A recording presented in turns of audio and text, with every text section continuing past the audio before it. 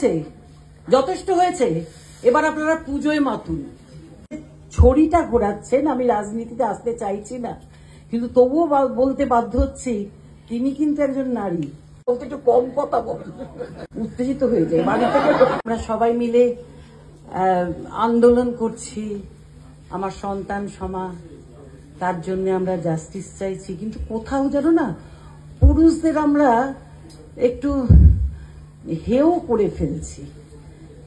সবাই তো তা নয় আসলে। সব সময় একটা পুরুষদের ভয় রাস্তায় বেরিয়েও না, পুরুষদের ভয় এই করো না, সেটা বললে হবে না।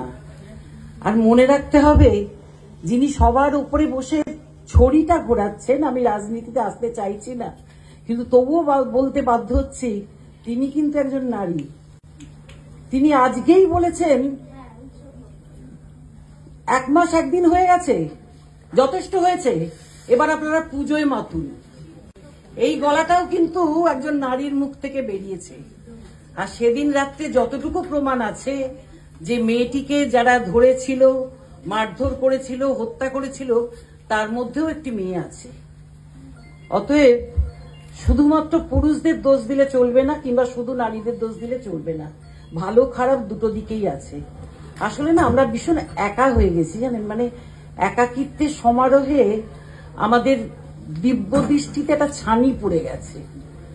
আমরা ঠিক মতো দেখতে পাচ্ছি না, দেখতে পেলেও বলতে পারছি না, কোথায় একটা ভয়, কোথায় একটা বাধ্যবাধকতা আমাদের চেপে ধরেছে।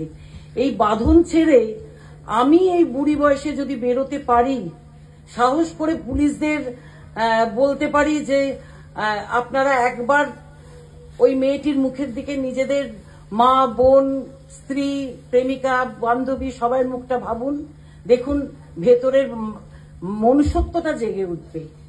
এই বয়সে আমি যদি সাহস করে বলতে পারি যে সবাই মিলে একবার নামুন, আর এইভাবে ঠান্ডা আন্দোলনে হবে না, কেননা এই ভদ্রতায় আমরা মরেছি।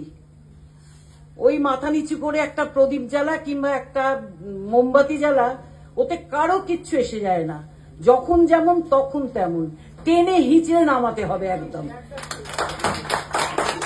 একদম এইভাবেই।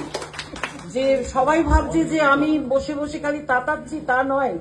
আমি ভাঙা পা নিয়েও ছুটছি, কিন্তু এটা আমাদের করতে হবে। ভদ্রতার জায়গা চলে গেছে। এই যে কালকে ডাক্তারদের বলা হয়েছে 5টার মধ্যে যদি কাজে না যাও, চোখ রাঙানি, এটা কি? চোখ রাঙিয়ে আমাদের কতদিন এরকম ভাবে দাবিয়ে রাখবে? এটা তো হতে পারে না। আমরা প্রত্যেকটা মানুষ যদি আজকে বিদ্রোহ করি, ছুটে যাই, তাহলে কিন্তু একটা কিছু ফল আমরা হাতে পাবই।